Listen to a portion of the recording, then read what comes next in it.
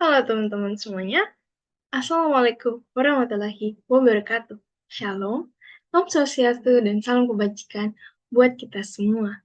Jadi, di kesempatan kali ini, saya izin menyampaikan, saya ingin mempresentasikan mengenai peran geomatika di dalam bidang teknik sipil. Saya mau berterima kasih sebelumnya atas kesempatan yang telah diberikan kepada saya untuk melakukan presentasi ini. Jadi sebelumnya saya izin memperkenalkan diri saya. Perkenalkan, nama saya Grisa Lamarin Diskar dengan 07241038 dari Program Studi Teknik Sipil Angkatan 2024. Jadi, seperti yang sudah saya sampaikan tadi, bahwa di kesempatan kali ini saya akan membahas peran geomatika di dalam bidang teknik sipil. Nah, namun di dalam sini saya hanya mengambil dua contoh saja. Dua contoh bidang teknik sipil yang dimana peran geomatika itu berperan di dalamnya. Lanjut, di sini ada daftar mengenai apa saja yang akan kita bahas di slide-slide selanjutnya. Jadi dia ada pendahuluan, lalu nanti akan ada dasar teori, lalu pembahasan mengenai materi-materi, juga akhirnya ada kesimpulan. Baik, kita tanpa berlama-lama, kita lanjut saja. Nah, pendahuluan mengenai geomatika. Jadi, pengertian geomatika itu sendiri itu adalah ilmu yang menggabungkan ilmu geodesi dan informatika untuk mengolah data spasial. Nah, karena itu, program studi ini mempelajari bagaimana mengintegrasikan pengumpulan permodelan yang berdasarkan pada ilmu geodesi. Lanjut, ada dasar teori, yang dimana kalau bisa dibilang geomatika itu juga merupakan sebuah istilah modern yang berarti pendekatan yang terpadu di dalam mengukur, menganalisis, dan mengelola deskripsi dan lokasi data-data kebumian yang sering disebut sebagai data spasial. Nah, lalu di geomatika ini sendiri ada yang namanya sistem informasi geografis atau Geographic Information System, yaitu merupakan sistem komputer yang digunakan untuk memasukkan, menyimpan, memeriksa, mengintegrasikan, memanipulasi, menganalisis, dan menampilkan data-data yang berhubungan dengan posisi-posisi di permukaan bumi, teman-teman. Jadi, kalau tadi geomatika itu sebuah istilah modern yang dimana dia dalam kata mengukur, menganalisis, dan yang lainnya. Nah, di sistem informasi geografis ini, dia itu adalah sebuah sistem komputer yang digunakan untuk memasukkan, menyimpan, memeriksa, dan yang lainnya dengan di posisi-posisi permukaan bumi. Kita lanjut.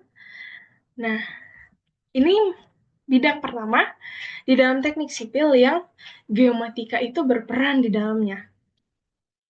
Bisa teman-teman lihat, geomatika ini berperan dalam bidang transportasi melalui SIG tadi, teman-teman. Jadi, geomatika dan SIG ini sebenarnya saling berkaitan. Nah, jadi tidak hanya SIG, tapi juga ada peta jaringan transportasi. Jadi, SIG ini sendiri itu memainkan peran penting di dalam meningkatkan efisiensi dan aksesibilitas transportasi publik.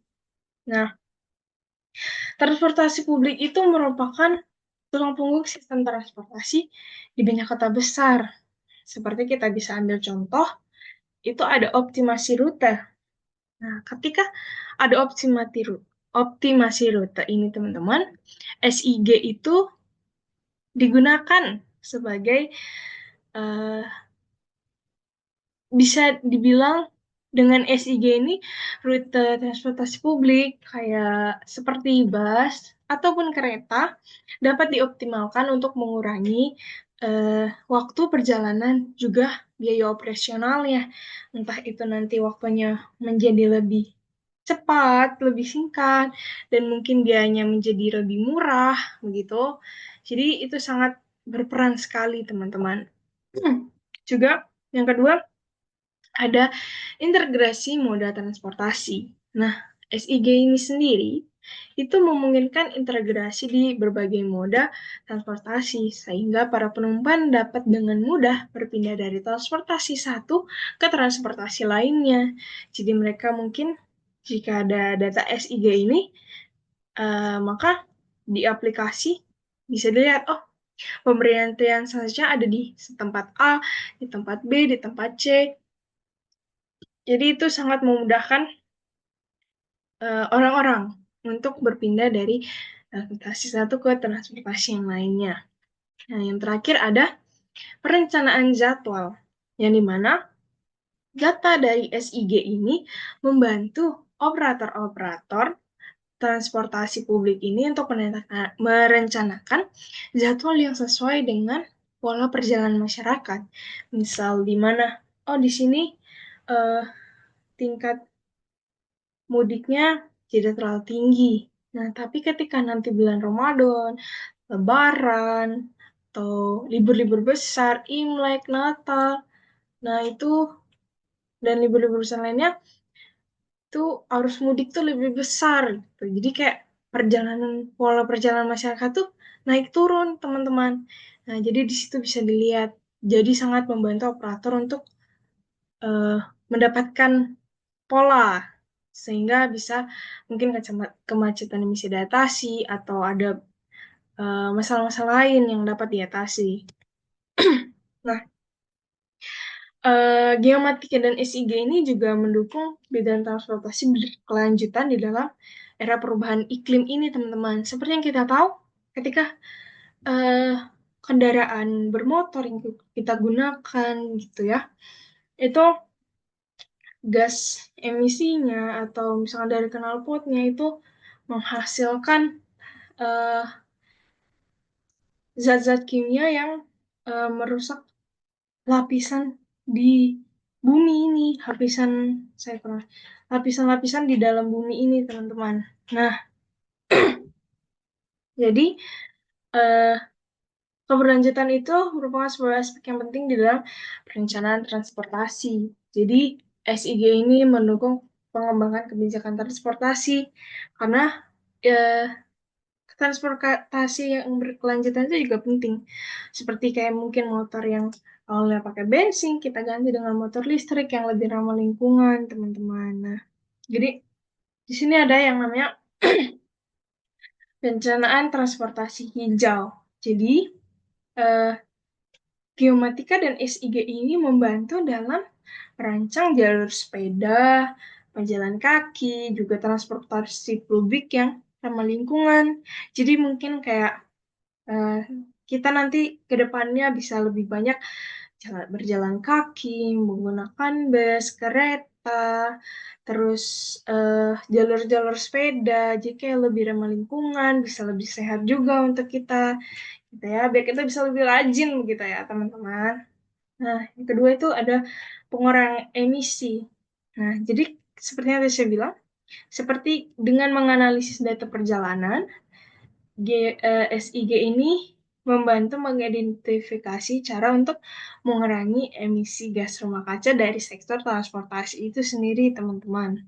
Jadi, eh, seperti yang biasa tadi, kalau arus mudik banyak, banyak kendaraan macet-macet, nah emisi gas rumah kaca dari transportasi ini tentunya akan semakin banyak, teman-teman, akan semakin meningkat gitu.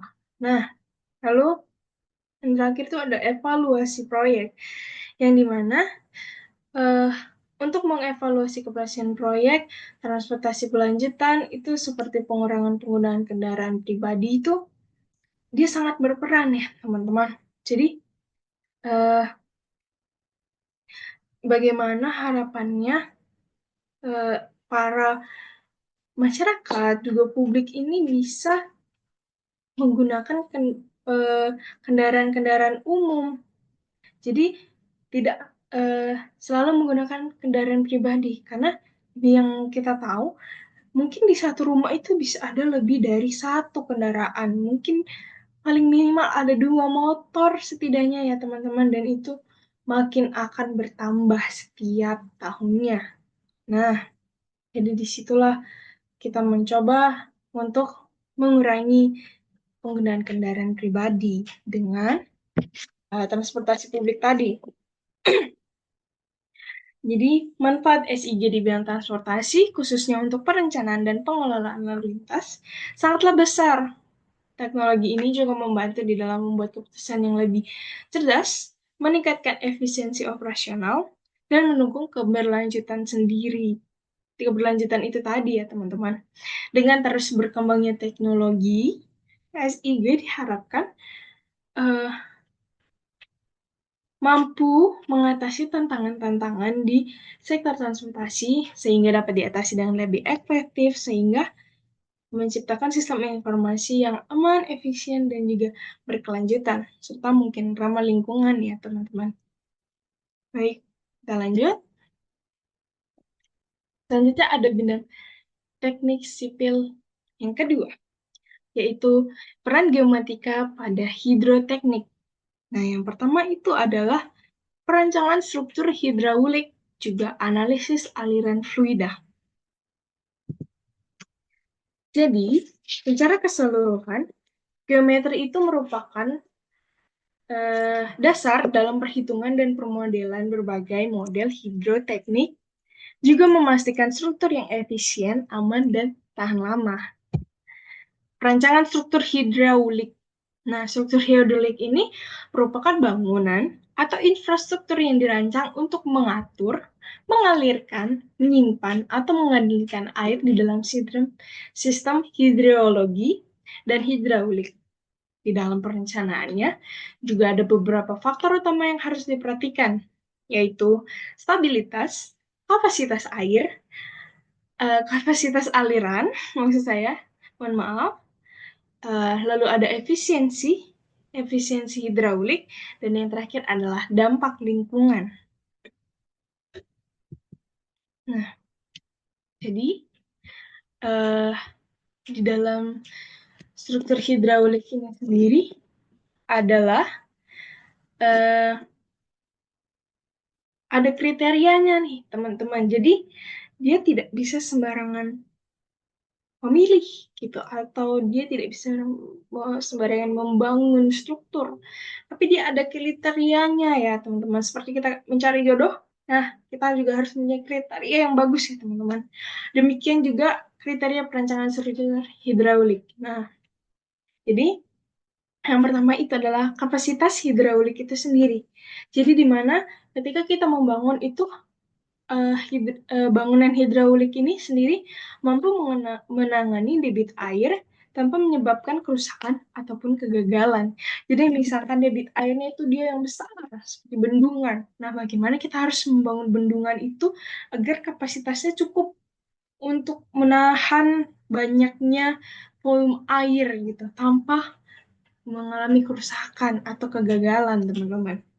Yang kedua adalah stabilitas struktural, yang dimana bangunan ini nanti mampu menahan beban air, gaya gravitasi, dan tekanan seperti gempa, eksternal seperti gempa, ataupun erosi.